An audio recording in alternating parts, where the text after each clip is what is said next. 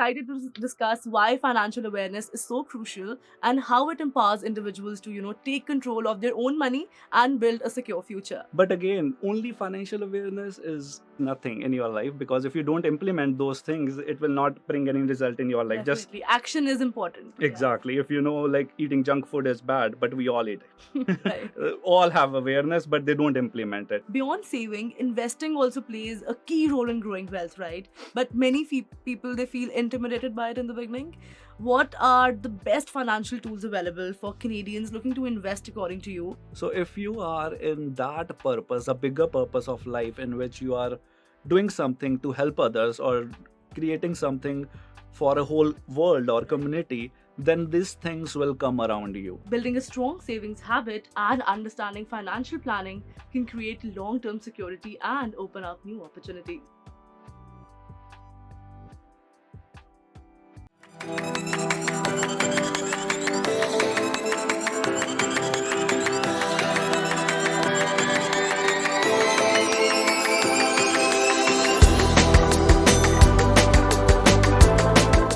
Hi, this is Kripa Anand, and welcome to the Canadian SME Small Business Podcast, where we bring valuable insights to help entrepreneurs and professionals navigate the business world. A report from the Financial Consumer Agency of Canada found that nearly half of Canadians live paycheck to paycheck, and 74% say that they do not have a financial plan in place. Building strong financial habits and making informed investment decisions is more important than ever. Joining us today is Angad Singh, a marketing director at World Financial Group, that is the WFG, and financial advisor specializing in life insurance, critical illness coverage, TFSA, RRSP, RESP, and disability insurance. He is also a Go Transit driver, balancing his job while building his financial service businesses. His journey is a testament of resilience, financial discipline, and the power of self-improvement. So Angad, welcome to the podcast. How are you doing today? Very good, Kripa. Thank you for having me. Great, it's our pleasure. Now, financial literacy, is the key to long-term stability. Yet many Canadians, they struggle with, managing their finances effectively. Angad, we're excited to discuss why financial awareness is so crucial and how it empowers individuals to, take control of their own money and build a secure future.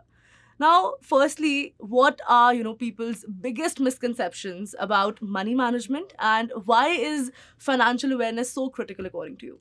Yeah, Kripa, this is very important questions to know about, like, why the money management is so important, and what's the misconception in the mind of people. Yeah. The two main misconception about the money is, just like you said in an intro, half of the Canadians live paycheck to paycheck. Majority of say, I don't have money to save. And that's a major misconception. I'll give you an example, you'll relate to it. Mm-hmm. The second misconception the people have is quick results. When they start saving either $50 or $100 a month, they just want to be like rich quickly. Right. So these are the two major misconceptions that people, I think, have it regarding the money management. Right. And why financial awareness is so important. Firstly, we have to understand what is the financial awareness. To being aware, the first thing is financial awareness is about, like, if you are saving, what is the impact of it? Right. And if you're not saving, what is the impact of the repercussions? The repercussions, exactly. What is the impact of both sides? Yeah.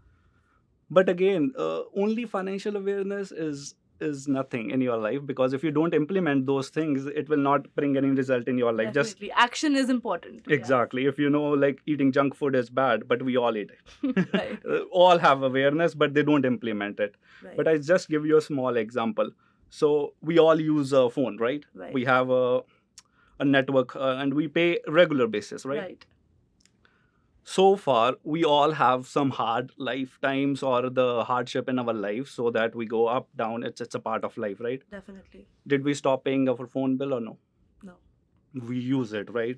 Right. Do we pay it 1 month and then stop it, or we pay continuously? It's a recurring expense. Yeah. Yeah, exactly. And how long you have to pay? Throughout the life. Using, yeah, because we have to pay it. So people have the discipline.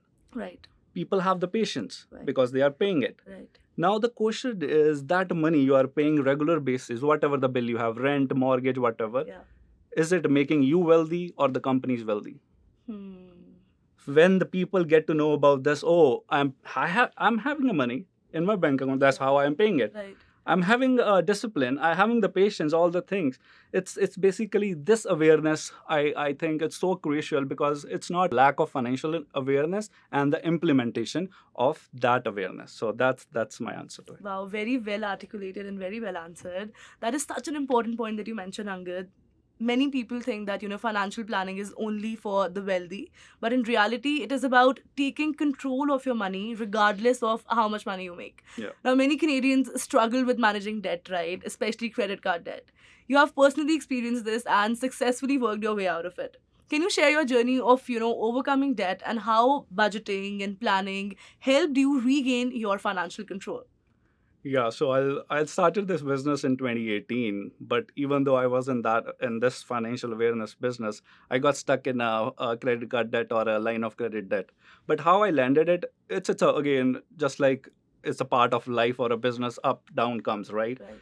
So I used it for the business growth, but it went not in my favor. But it's a God plan, so I believe it taught me a lot of things, right? Definitely, yeah. But yeah, I caught up in 40,000 debt. And one day I was just driving in a car. I was listening to a podcast, Dave Ramsey. Mm-hmm. So he was like a US personal finance expert. Uh-huh. So I was listening to him. There's one caller came and he said, I had a debt of 50,000 and I paid in a 1 year. I was like, oh, you paid in a 1 year and I have the same situation. So it resonates with me. Yeah. And I was just listening to him. I got an idea. What he said at that podcast is, I worked 7 days. I cut out my expenses of dining out and shopping.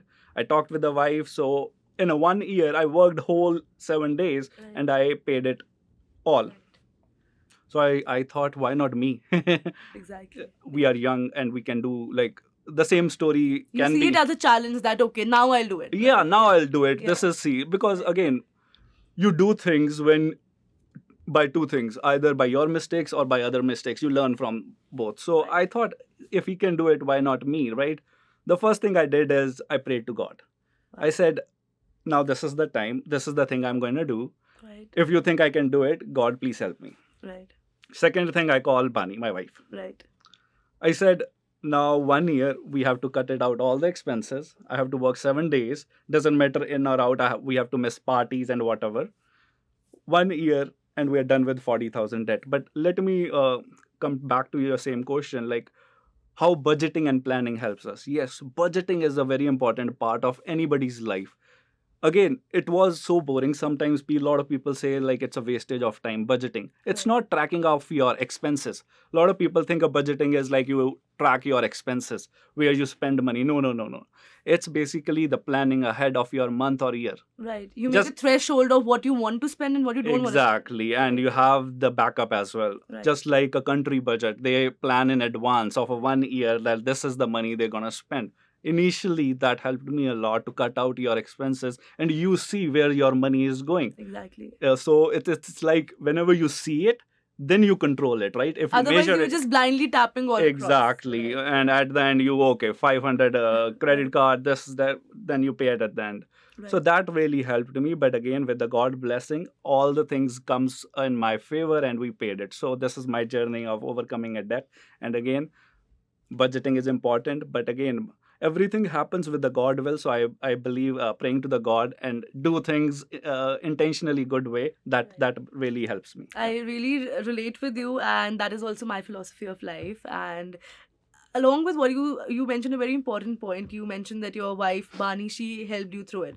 I think when you're in a journey, having the right people by your side is also equally important, because they are the driving and the motivational force behind you getting out of bed and doing what you want to do. Exactly. Great. Now, I also want the listeners to understand that financial literacy, it's not just about making money, it's about managing it wisely. Exactly. Now, that brings us to our next topic, the habit of saving and how small changes can, lead to long-term financial security. Financial freedom starts with small steps. Building a strong savings habit and understanding financial planning can create long-term security and open up new opportunities. Now, according to Statistics Canada, the average Canadian household carries over $1.85 in debt for every $1 of disposable income.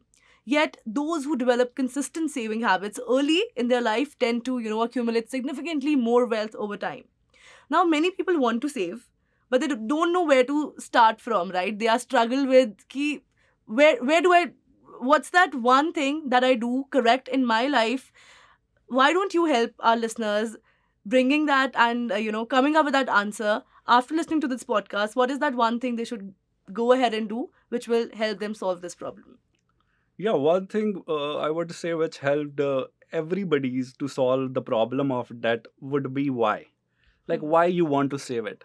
If you are not clear about why you want to save it, it will be like no reason. Like there's no discipline. For example, I started my work at 8 a.m. Yeah. But if my boss say you can come anytime, right, I can come 9, 10, sometimes I can skip as well, right, because there is no discipline or some external force to make me disciplined, right?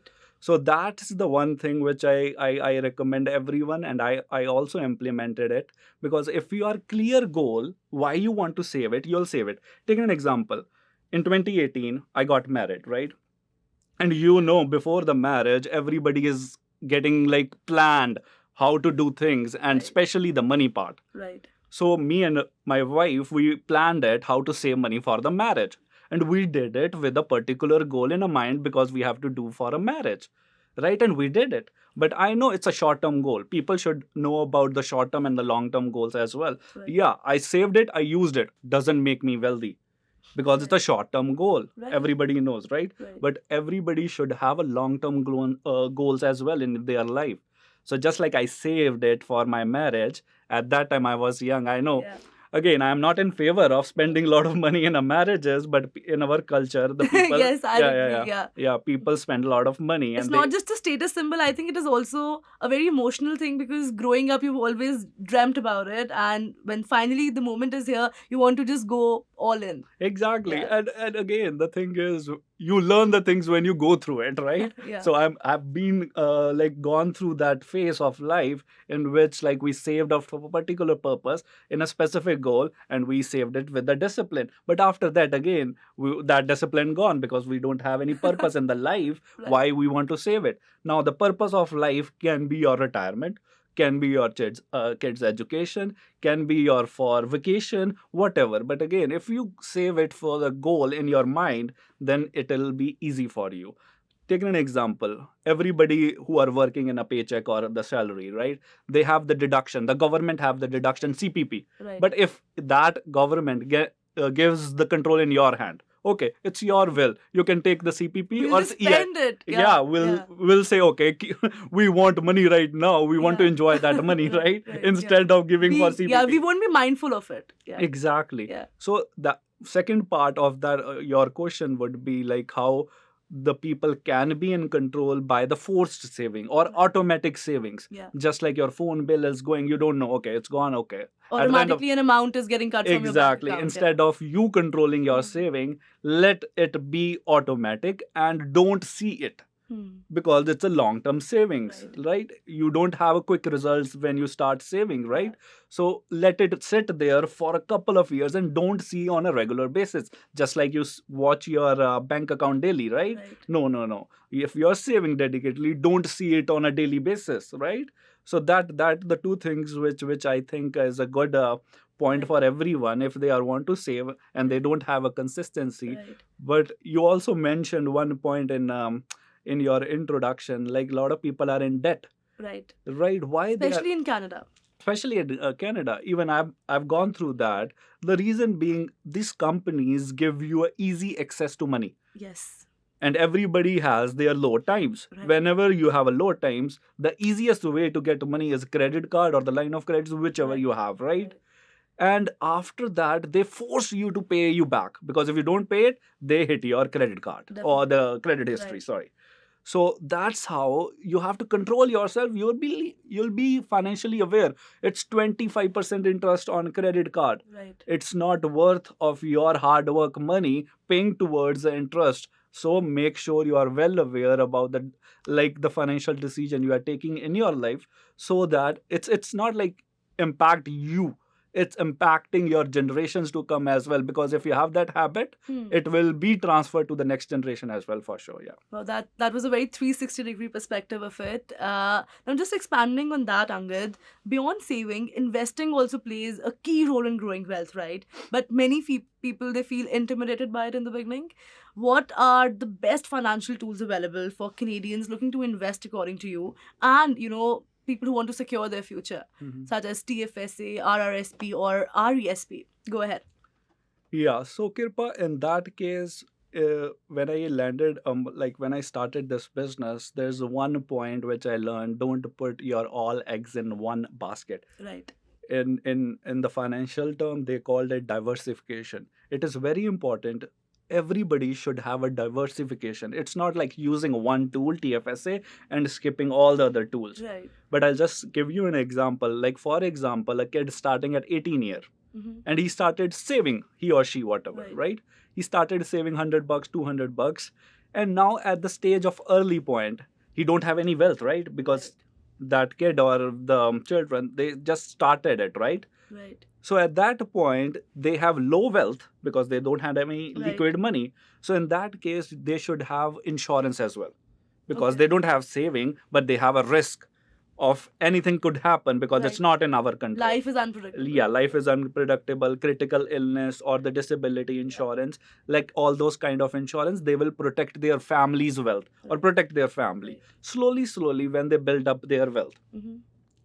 For example, they are having a TFSA, first home savings account, or the RRSP. It depends upon whatever the goal you have. If you want to go for the house, okay, first home savings accounts is good for Canadians. If you're going for emergency fund, the TFSA is good. Retirement, RRSP. Right. So there are different kind of tools, depending on special niche clients. Exactly. It totally depends upon needs and the goal of ours, so that we can design it. But yes, in early stage, you should balance it with the more insurance, because you don't have much of a wealth. Slowly at the age of retirement. Yeah. Now, you don't need much insurance because you need more cash to use it.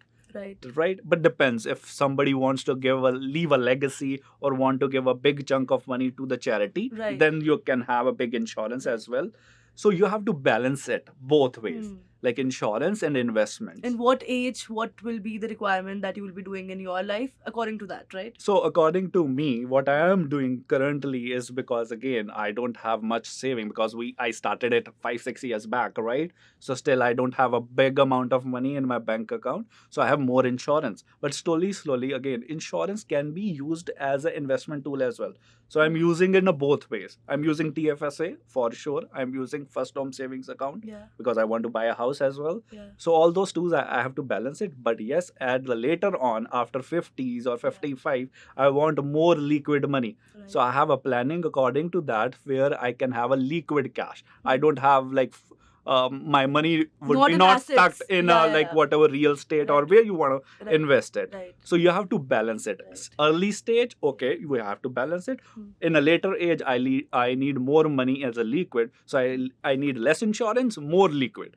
So you have to balance it. So that you have that spending power. Exactly. You have cash in your pocket, basically. Exactly. So it's all totally depends upon the need and the goals, what you want in your life. Some people don't want it. They just want to leave a cash for a next generation. Some people, they say, no, I don't want to leave something. I don't just want to use it. Yeah, exactly. So that's how the Canadians different tools. But again, the basic point is diversification. Don't stuck with the one tool. Yeah, tools are good, but basically where you invested that money also very important. So I'll just give you a little example just to understand. Yes, tools are important, but you should also understand where your money is invested.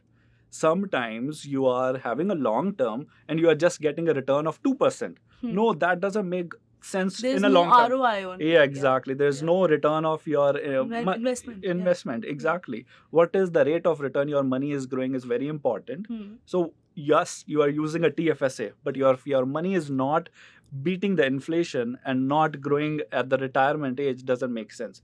So also diversification, and you should know about where your money is invested and how much growth you are getting. Great, and you should use a combination of tools, not just that, okay, one tool is working for you, you should get stuck with it. Exactly. A combination is always better. Great. Now, saving is the foundation, but smart investing is what, truly turns savings into long-term financial security. That leads us to our final topic, self-improvement, and how a strong mindset drives financial success. We'll be right back with insights on how successful entrepreneurs prioritize continuous learning. Stay tuned to discover how personal development can transform your financial future. Hey, you think you know UPS? Yeah, that's us. Everybody knows that. You know what you didn't know? This. Okay, try to keep up. Ocean, us. Ground, rail, air, so us. Guess who? Us. Customs cleared, borders cleared, done. Us. You still with me? Wait for it. Boom. Us. Intelligent, automated, fulfillment. Us. Yep, healthcare too. Digital your thing? Yeah, well, book it, ship it, track it. You feeling me yet? Yep, that's all us. That's all UPS.